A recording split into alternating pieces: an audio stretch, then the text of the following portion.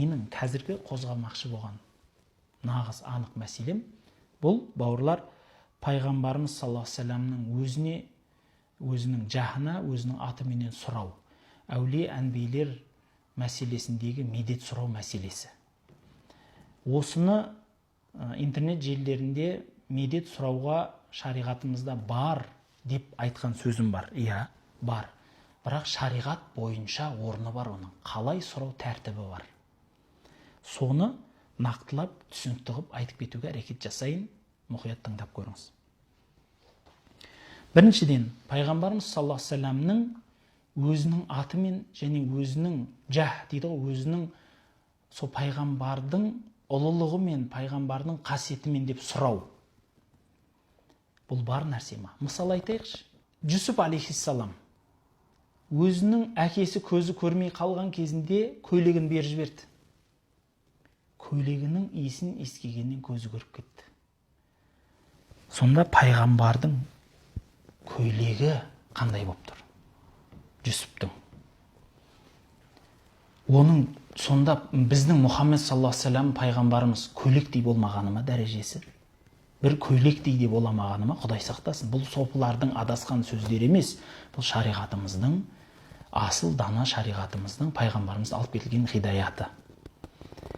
Тағы да дәлел, пайғамбарымыз көзі жұмылып кеткеннен кейін пайғамбарымыздың тоны Мадинада әркімнің үйінде қолма-қол жүретін. Ауырып қалған адам сол тонды алып келетін.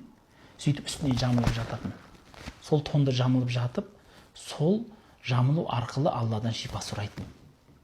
Пайғамбарымыздың дәрет суларына адамдар таласатын. Пайғамбарымыздың түкірігіне таласатын. Пайғамбарымыздың шашына әлі күнге шейін таласамыз. Мен деген ұлы сахабалар, мен деген ұлы қолбасшылар пайғамбарымыз шашын жанына алып жүргенді жақсы көретін. Мысалы, Халид ибн Валид пайғамбарымыздың шашын дулығасына тақпай соғысқа шықпайтын. Сонда ол да ширк жасап жатыр ма? Пайғамбар өліп қалған, оның шашын алып жүр да жанында. Ширк жасап жүр ма? Сонда сол шашқа табынып жатыр деген сөз бола ма? Кешіріңіздер.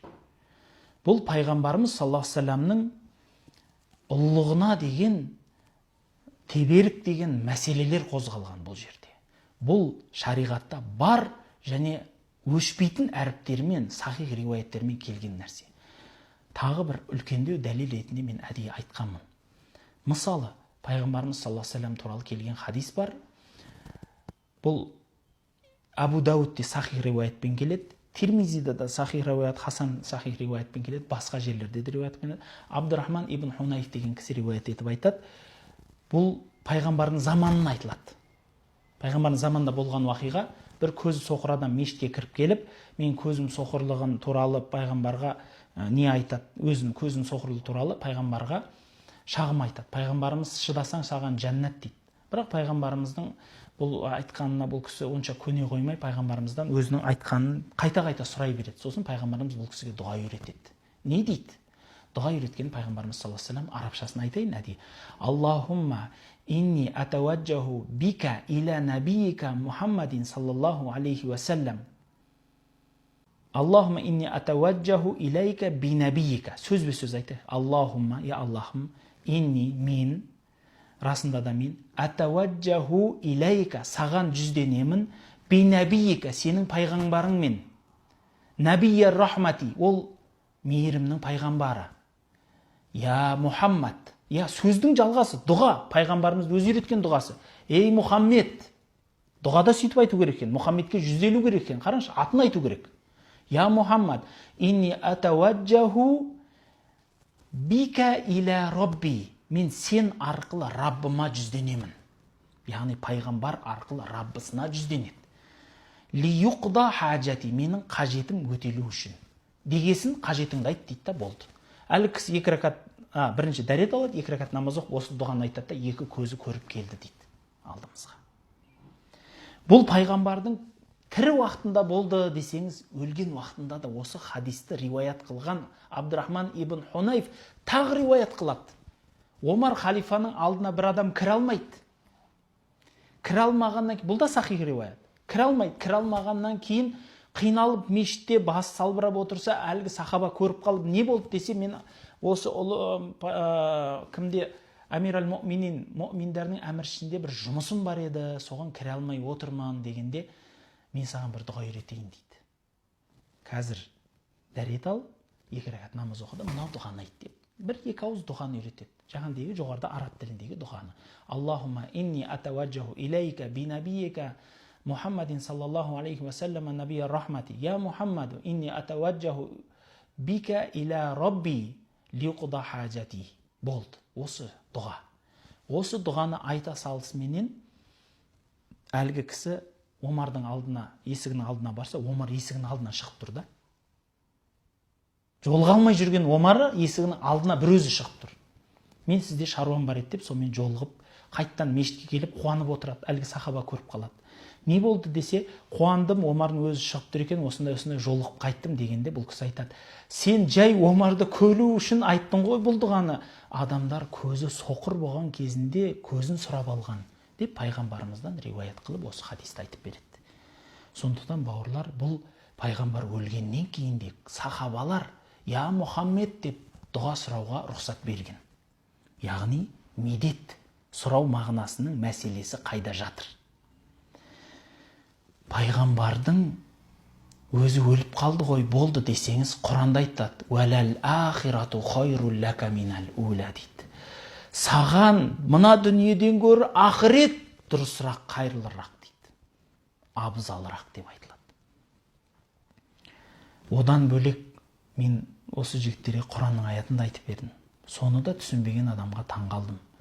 Алла тағала Құран-ы Кәримде Тәубе сүресінің 100 аятында ансарлар туралы және мұхаджирлер, сахабалар туралы, олардың жақсылыққа таласуы туралы сөз қозғайды.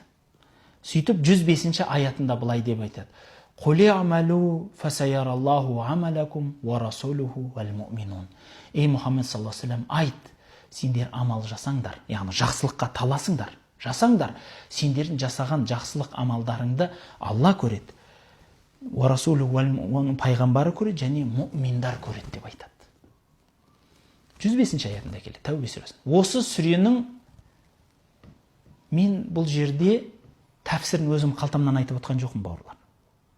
Осы тәпсірдің, сөздің тәпсірінде имам Құртуби, енді бұны дереу уже қатеге шығаратын шығар, имам Құртуби ширкке шақырып жатыр деп.